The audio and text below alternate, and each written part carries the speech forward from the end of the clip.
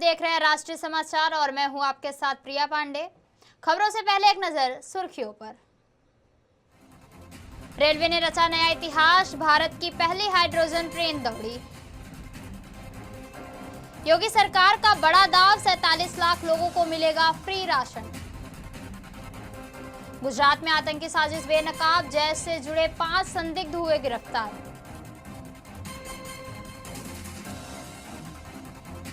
करोड़ों की ड्रग्स खेप पकड़ाई, 237 किलो गांजे के साथ 2 तस्कर भी गिरफ्तार। अब इंस्टामार्ट का नया दाम, सिर्फ 10 मिनटों में मिलेगा सिलेंडर।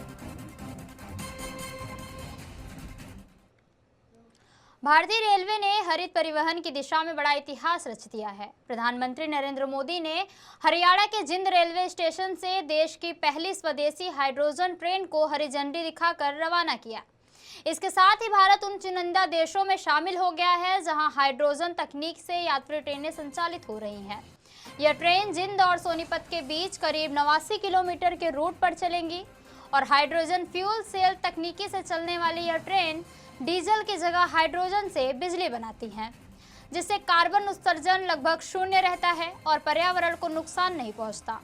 10 कोच वाली इस ट्रेन में करीब 2600 यात्री सफर कर सकेंगे और इसकी अधिकतम गति 110 किलोमीटर प्रति घंटा तक है।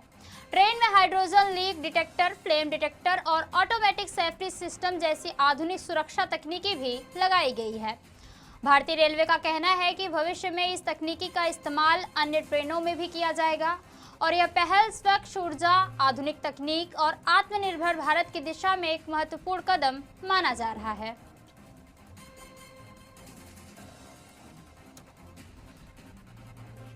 उत्तर प्रदेश के लाखों जरूरतमंद परिवारों के लिए बड़ी खुशखबरी है। योगी आदित्यनाथ ने सरकार जल्द ही करीब 47 लाख नए पात्र लोगों को राष्ट्रीय खाद्य सुरक्षा योजना यानी एनएफएसए से जोड़ने जा रही है। इसके बाद इन लोगों को भी मुफ्त राशन का लाभ मिल सकेगा।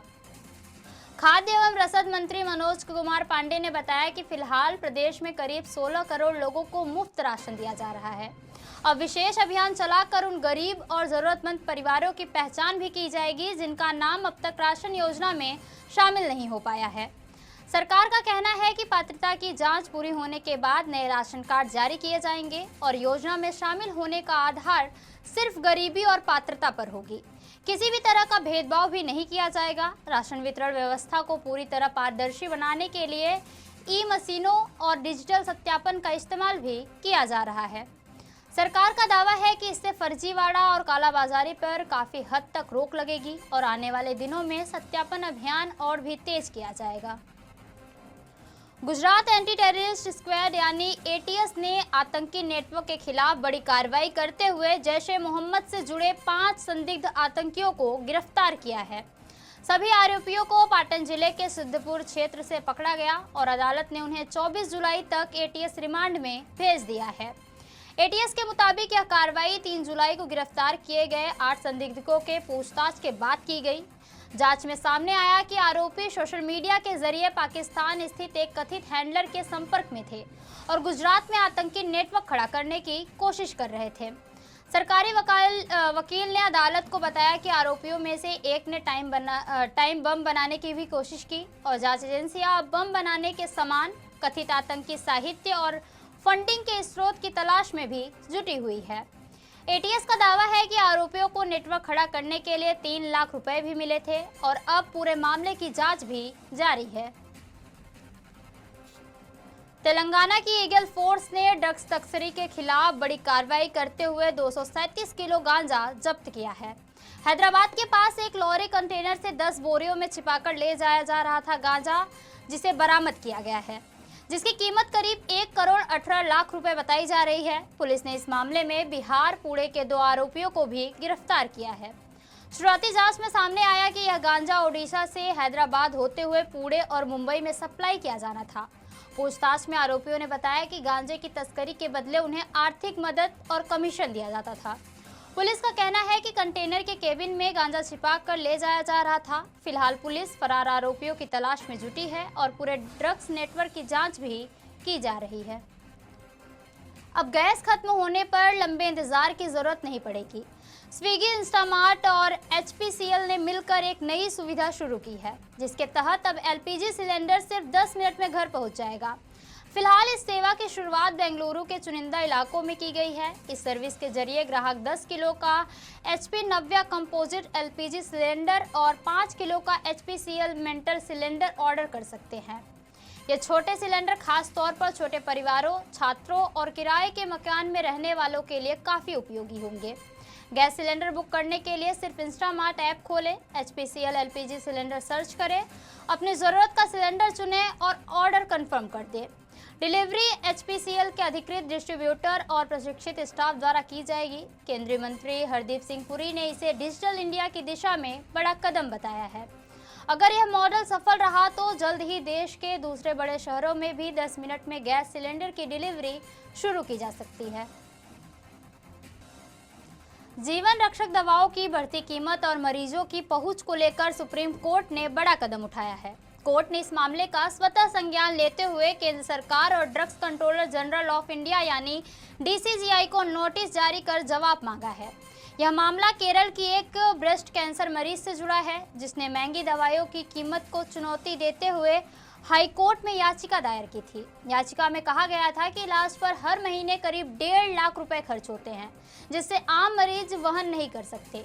हालांकि सुनवाई के दौरान ही महिला की मौत हो गई। सुप्रीम कोर्ट ने कहा कि जीवन और व्यक्तिगत स्वतंत्रता से जुड़े मामलों में समय पर फैसला होना बेहद जरूरी है। अदालत ने केरल हाई कोर्ट से लंबित मामले की जल्द सुनवाई करने को कहा है। साथ ही संकेत दिए हैं कि ऐसे मामलों की तेज सुनवाई सुनिश्चित करने के लिए देश भर में समान दिशा निर्देश भी जारी किए जाएं। उत्तर प्रदेश के फिरोजाबाद में पुलिस और बदमाशों के बीच हुई मुठभेड़ में 2 कथित बदमाश मारे गए, जबकि इटावा SOG के 2 पुलिसकर्मी गोली लगने से घायल भी हो गए। दोनों बदमाश डॉक्टर से लूट के मामले में वंचित बताए जा रहे थे। जानकारी के मुताबिक शिकोहाबाद थाना क्षेत्र के नीम खेड़िया गांव के पास पुलिस ने बदमाशों को घेरने की कोशिश की। खुद को गिरता देख बदमाशों ने पुलिस पर ताबड़तोड़ फायरिंग शुरू कर दी। जवाबी कार्रवाई में दोनों बदमाश ढेर हो गए, जबकि 2 पुलिसकर्मी घायल भी हो गए।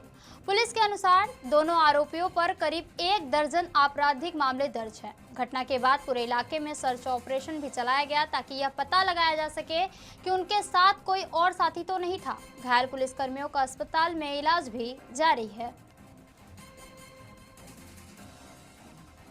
अमेरिका के साथ बढ़ते तनाव के बीच ईरान अब ऐसे देशों के साथ भी टकराव की स्थिति में पहुंचता दिख रहा है जो अब तक उसके लिए कूटनीतिक पुल का काम करते रहे हैं। कतर पर हुए हमले और सऊदी अरब को लेकर बढ़ती तनातनी के बीच पाकिस्तान भी मुश्किल स्थितियों में नजर आ रहा है। कतर लंबे समय से अमेरिका और ईरान के बीच संवाद का अहम माध्यम रहा है, लेकिन हालिया हमलों के बाद उसने अपनी सुरक्षा को लेकर गंभीर चिंता जताई है और अमेरिका के साथ सुरक्षा सहयोग मजबूत करने के भी संकेत दिए हैं। ईरान का कहना है कि उसका निशाना अमेरिकी सैन्य ठिकाने थे, लेकिन कतर इसे अपनी संप्रभुता पर खतरा मान रहा है। वहीं पाकिस्तान भी दबाव में है। सऊदी अरब के साथ उसके रक्षा संबंधों के चलते इस्लामाबाद ने सऊदी अरब की सुरक्षा को अहम बताते हुए सभी पक्षों से संयम बरतने की अपील की है। विश्लेषकों का मानना है कि सैन्य दबाव बढ़ने की ईरान की रणनीति कहीं उसे कूटनीतिक मोर्चे पर अलग थलग न कर दे। तो ये थी अब तक की खास खबरें, और खबरों के लिए बने रहिए राष्ट्रीय समाचार के साथ। तब तक के लिए नमस्कार।